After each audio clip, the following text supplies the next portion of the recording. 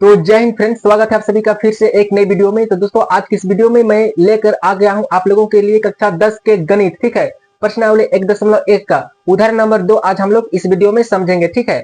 आज की इस वीडियो में दोस्तों हम लोग समझेंगे कि प्रत्येक धनात्मक सम पूर्णांक को 2q के रूप में लिखा जाता है और प्रत्येक धनात्मक विषम पूर्णांक को 2q+1 के रूप में लिखा जाता है, ठीक है। वो कैसे लिखा जाता है आज हम लोग इस वीडियो में इसे दर्शाएंगे, ठीक है, कि क्यों प्रत्येक धनात्मक सम पूर्णांक को 2q के रूप में लिखा जाता है और प्रत्येक धनात्मक विषम पूर्णांक को 2q+1 के रूप में कैसे लिखा जाता है आज हम लोग इस उदाहरण में दर्शाने वाले हैं, ठीक है। तो दोस्तों वीडियो में अंत तक बने रहिएगा। तो आज का ये क्वेश्चन हम लोग सोल्व करने का प्रयास करते हैं, ठीक है। दोस्तों जैसा कि आप लोग देख पा रहे होंगे मैं बोर्ड में क्वेश्चन लिख रखा हूं कि दर्शाइए कि प्रत्येक धनात्मक सम पूर्णांक, ठीक है, सम पूर्णांक 2q तथा प्रत्येक धनात्मक विषम पूर्णांक 2q+1 के रूप का होता है, ठीक है, जहां q कोई पूर्णांक है, ठीक है। दोस्तों इस तरह का क्वेश्चन जो है वो हमेशा यूक्लिड विभाजन एल्गोरिथम का सूत्र का प्रयोग करके हम लोग इस तरह का क्वेश्चन को हल करने वाले हैं, सोल्व करने वाले हैं, ठीक है। तो दोस्तों इस तरह का क्वेश्चन को सोल्व करने के लिए सबसे पहले हमें ये जानना होगा कि यूक्लिड विभाजन एल्गोरिथम क्या होता है, ठीक है। दोस्तों इसे समझाने के लिए मैं आप लोगों को यहाँ पे यूक्लिड विभाजन एल्गोरिथम का कुछ समीकरण लिखता हूं, जैसे कि a = bq+r, ठीक है। दोस्तों इसमें a जो है भाज्य है, ठीक है, इसमें a क्या है दोस्तों, भाज्य है, ठीक है, और b क्या है दोस्तों, इसमें b इसमें है हम लोगों का भाजक, क्या है दोस्तों, भाजक, भाजक, ठीक है, भाजक, और q क्या है दोस्तों, भागफल, भागफल, और r क्या है दोस्तों, इसमें रिमाइंडर यानी कि शेषफल, शेषफल, ठीक है। दोस्तों इस समीकरण को समझने के लिए जैसे कि मैं यहाँ पे लेता हूँ 30, कितना लेता हूँ दोस्तों, 30, ठीक है। अब ये 30 जो है इसे हम लोग क्या करते हैं, भाग देते हैं, ठीक है। तो इसे हम लोग 2 से चल के भाग देते हैं, 2 एकम 2, ठीक है, 3 में 2 गया तो कितना बचा दोस्तों, 1, ठीक है, इधर उतर गया 0, कितना हुआ दोस्तों, 10, ठीक है। ये 10 जो है ये 2 से कितना बार में जाएगा, ठीक है, तो 5 बार में, ठीक है, 5 दूनी 10, ठीक है। तो दोस्तों आप लोग देख सकते हैं कि इसमें बड़ी वाली संख्या यानी कि 30 क्या है दोस्तों, भाज्य है, क्या है, भाज्य है, ठीक है, और 2 यानी कि जिससे हम भाग दिए, ठीक है, वो क्या कहलाता है दोस्तों, भाजक, ठीक है, और शेषफल, शेषफल यानी कि नीचे वाला रिमाइंडर जो बचता है शेष उसे कहते हैं आर यानी कि शेषफल, ठीक है, और 15 इसमें क्या है दोस्तों, भागफल है, ठीक है। तो इस इक्वेशन में है ना क्या है कि a = bq+r के बराबर होता है, ठीक है। ये जो होता है दोस्तों bq इंटू है ना b का प्रोडक्ट प्लस r के बराबर होता है, कौन, a होता है, ठीक है। ये कैसे होता है मैं आप लोगों को बता दूं, ठीक है। जैसे कि ये क्या है 30, सबसे बड़ी वाला संख्या क्या है दोस्तों, भाज्य, ठीक है। तो यहाँ पे हम लोग लिखते हैं 30 क्या है दोस्तों, यहाँ पर 30 जो है दोस्तों यहाँ पर भाज्य है, क्या है, भाज्य है, ठीक है। और b यानी कि भाजक जिसे हम भाग दिए, ठीक है, वो क्या है दोस्तों 2, ठीक है, ये क्या है दोस्तों, भाजक, क्या है, भाजक, ठीक है। और देखिए ये 15 यानी कि ये क्या है दोस्तों, भागफल, क्या है, भागफल, ठीक है, ये 15 क्या है दोस्तों, भागफल, ठीक है, भागफल, ठीक है। और शेषफल कितना आया दोस्तों, 0, ठीक है। तो 0 इसमें क्या हुआ दोस्तों, शेषफल, क्या हुआ, शेषफल, शेषफल, ठीक है। तो अब हम ये चेक करते हैं कि क्या a बराबर bq+r होता है कि नहीं होता है, ठीक है। a इसमें क्या है दोस्तों, 30 है, क्या है, 30 है, ये हो गया a, है ना, ये हो गया भाजक, क्या है, भाजक, ठीक है। तो भाजक को क्या बोलते हैं दोस्तों, यहाँ पे b, क्या है, b, ठीक है। और 15 क्या है दोस्तों, भागफल यानी कि q, ठीक है, ये वाला q, ठीक है, और शेषफल यानी कि r, ठीक है। तो हम लोग ये जांचेंगे कि a बराबर bq+r होता है कि नहीं होता है, ठीक है। तो चलिए हम लोग इसे जांचते हैं, ठीक है। तो 30 अगर हम लोग इस इक्वेशन में इसका वैल्यू को पुट करेंगे, रखेंगे, तो हम लोग देखेंगे कि 30 बराबर क्या होगा दोस्तों, bq+r होगा, ठीक है। तो चलिए हम लोग यहाँ पे देखते हैं इस फॉर्मूला में हम लोग सबसे पहले ये फॉर्मूला हम लोग यहाँ पे लेते हैं, a = bq+r, ठीक है। a का वैल्यू कितना आया दोस्तों, a का वैल्यू यहाँ पे कितना है, 30 है, कितना है, 30 है, ठीक है। और b कितना है दोस्तों, यहाँ पर 2 है, कितना है दोस्तों, 2 है, ठीक है, इंटू q, तो q कितना है दोस्तों, यहाँ पे q यानी कि भागफल कितना है, 15 है, ठीक है, कितना है, 15 है।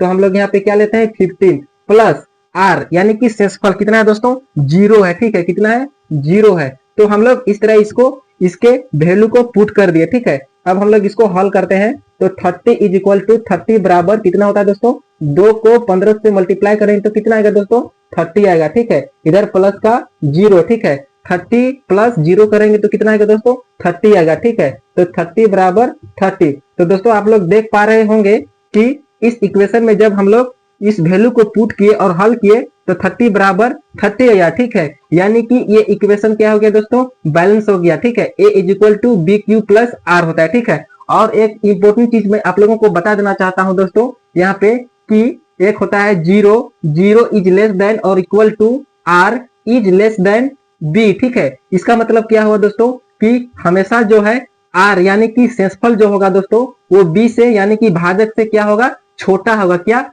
आर छोटा होगा, आर जो होगा दोस्तों वो बी से क्या होगा बी से हमेशा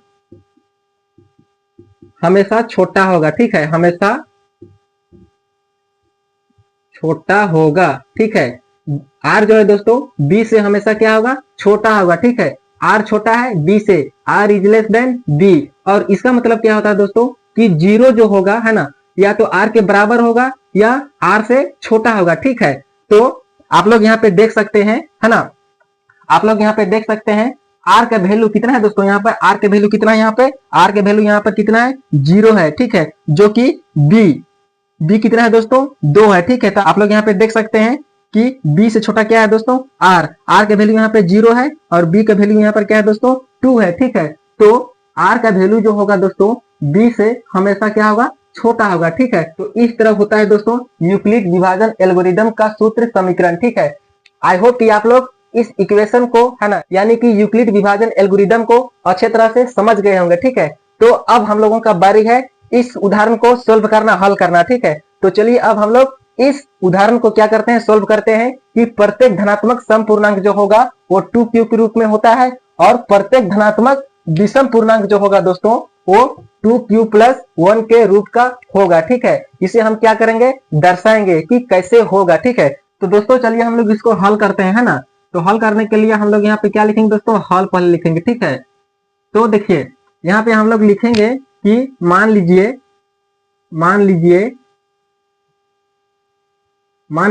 ए कोई है ना ए कोई धनात्मक पूर्णांक है, धनात्मक पूर्णांक है। ठीक है, पूर्णांक है ना, और क्या लिखेंगे दोस्तों और बी बराबर कितना दिया है दोस्तों क्योंकि क्वेश्चन में पूछा है 2q है ना 2q। ठीक है, इसलिए बी बराबर कितना हो जाएगा दोस्तों 2 हो जाएगा। कितना हो जाएगा 2 हो जाएगा। ठीक है, अब हम लोग यहाँ पे क्या जानते हैं दोस्तों है ना यूक्लिड विभाजन एल्गोरिदम या यूक्लिड विभाजन प्रमेय क्या। ठीक है, तो यहाँ पे हम लोग लिखेंगे यूक्लिड विभाजन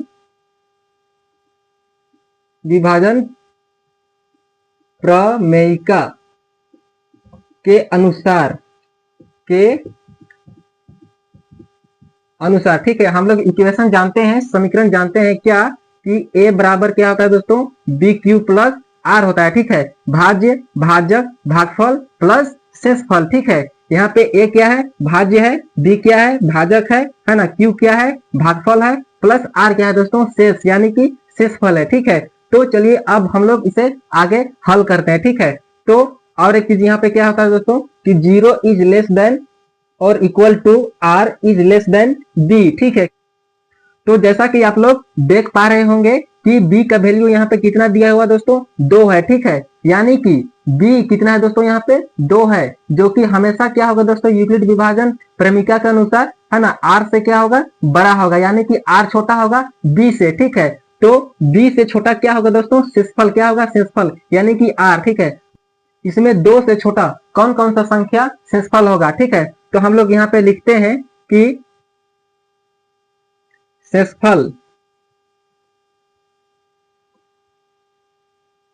यानी कि r का संभावित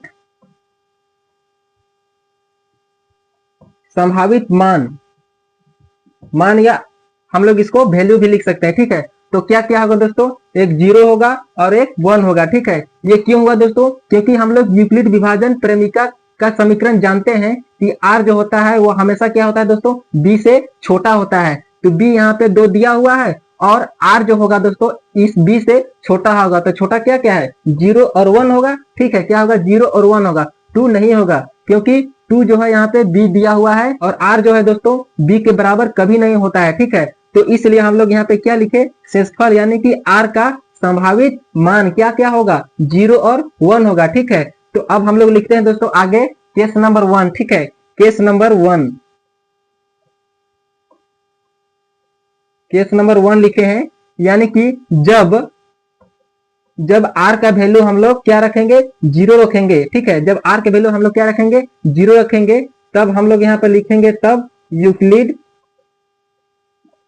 यूक्लिड विभाजन प्रमेयिका, है ना, यूक्लिड विभाजन प्रमेयिका के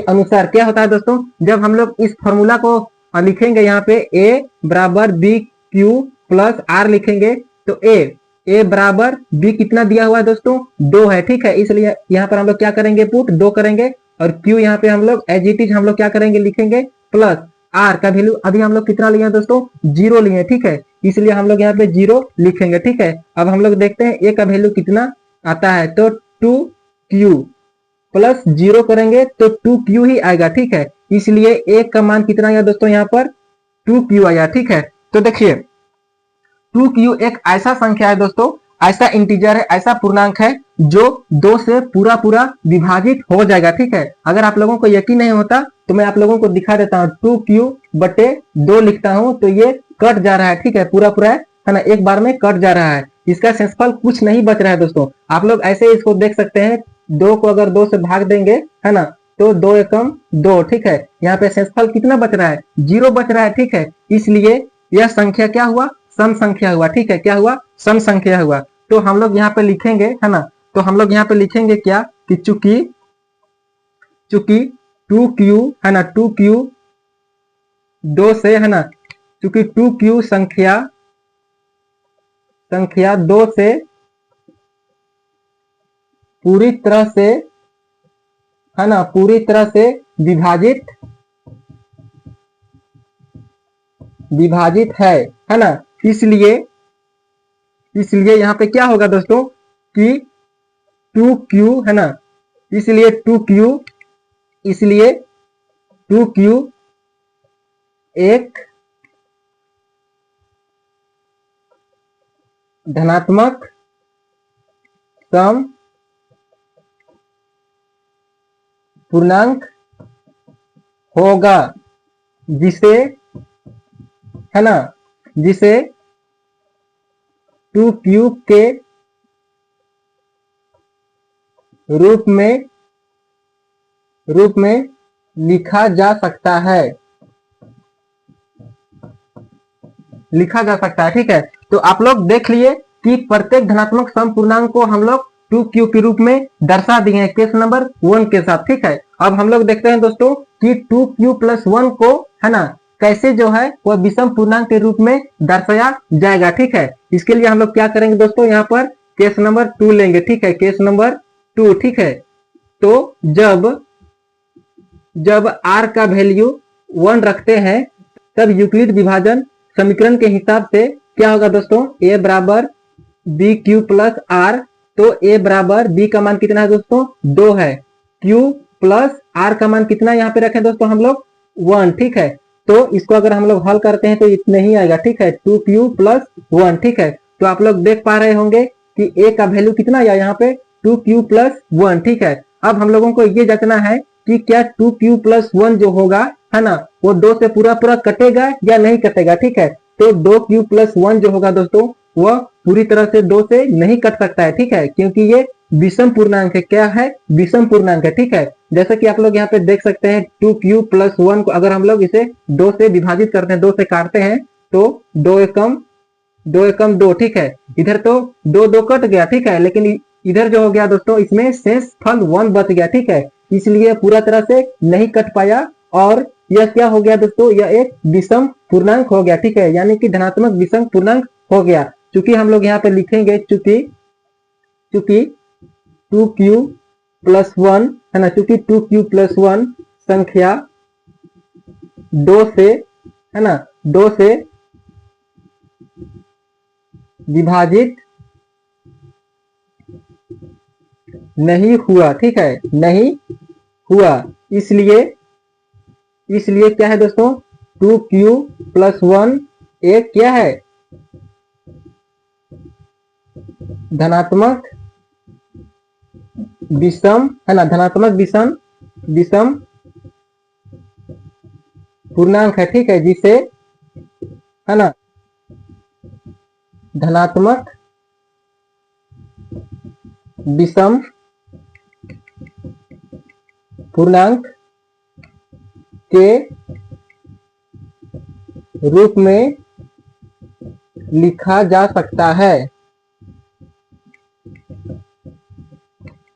तो दोस्तों आप लोग देख लिए कि 2q को हम लोग है ना धनात्मक सम पूर्णांक के रूप में व्यक्त किए और 2q+1 को हम लोग क्या किए, एक धनात्मक विषम पूर्णांक के रूप में व्यक्त कर दिए, ठीक है।